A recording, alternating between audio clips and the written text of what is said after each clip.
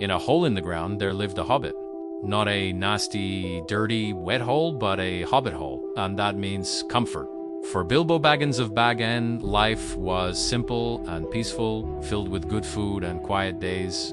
But the world is not in your books and maps. It is out there.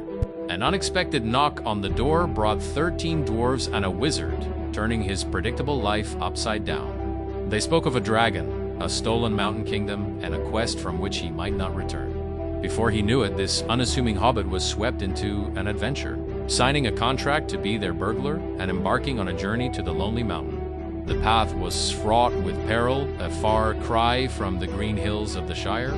The company journeyed through the treacherous misty mountains, faced goblins and trolls, and navigated the dark, tangled woods of Mirkwood. In the darkness beneath the mountains, a chance encounter with a strange creature named Gollum led Bilbo to find a peculiar golden ring, an object that would later shape the fate of all Middle-earth. Their escape from the Elven King's halls and barrels was a desperate, chaotic plunge into the unknown, a testament to their dwindling hope and relentless determination. They were on their way to face a fire-breathing terror, the great dragon Smaug, who slept upon a bed of gold within the halls of Erebor. The awakening of Smaug brought fire and death to the nearby lake town, but the dragon's reign of terror was cut short by the bravery of Bard the Bowman. With Smaug defeated, the vast treasure of the Lonely Mountain was reclaimed, but peace was short-lived. The riches drew the attention of many, and soon the land before the mountain became a battlefield.